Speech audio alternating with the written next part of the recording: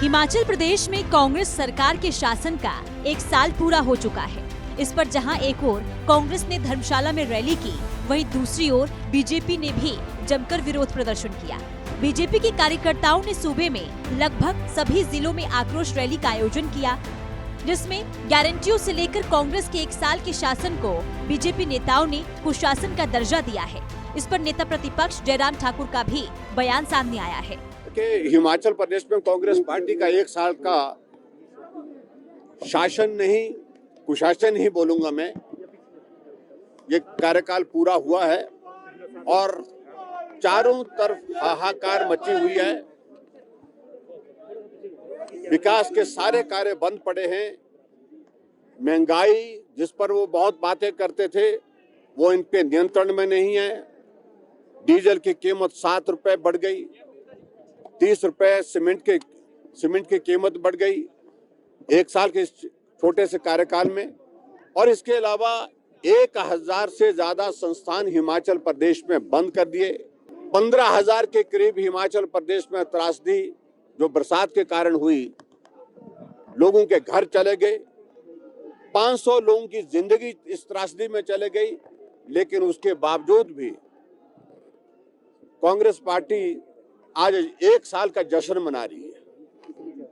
और मैंने इस बात को लेकर के पहले भी कहा था, अगर थोड़ी सी भी अगर लज्जा होगी तो मुझे लगता है कि कांग्रेस के बड़े नेता उस रैली का हिस्सा नहीं बनेंगे, क्योंकि बहुत बुरी तरह से हार उनकी हुई है चुनाव में। अभी जो हाल ही में राज्य के चुनाव हुए हैं, उनकी सरकारें चले गई और उसी के अनुरूप आज हमको जो जानकारी मिली है, ना राहुल गांधी जी आए और शायद ना ही प्रियंका गांधी जी आई।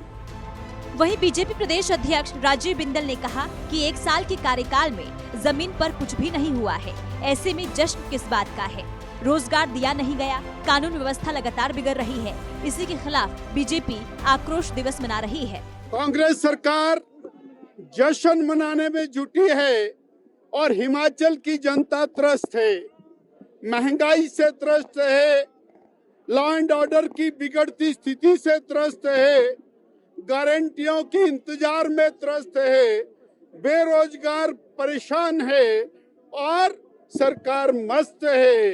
इतना ही मुझे कहना कि इनका कोई अधिकार आज जश्न मनाने का नहीं है। इसलिए भारतीय जनता पार्टी आक्रोश दिवस मना रही है पूरे हिमाचल में, और हम जन जन तक जाएंगे और जनता को चेताएंगे कि इन्होंने जनता को झूठी गारंटियां दी, बहनों को दी, युवाओं को दी, किसानों को दी, बेरोजगारों को दी, और वो झूठी गारंटियां आज ये पूरी नहीं कर पा रहे हैं और उसके लिए हम आक्रोश दिवस मना रहे हैं। इसके अलावा बीजेपी के कार्यकर्ताओं का कहना है कि बीजेपी जन जन तक जाकर सरकार की कुनीतियों को उजागर करेगी और 2024 में मोदी देश के प्रधानमंत्री बने, इसके लिए काम करेगी। इसके साथ ही सरकार की धर्मशाला में आयोजित कार्यक्रम में आला कमान के बड़े चेहरों के न होने से भी बीजेपी ने कांग्रेस पर निशाना साधा है।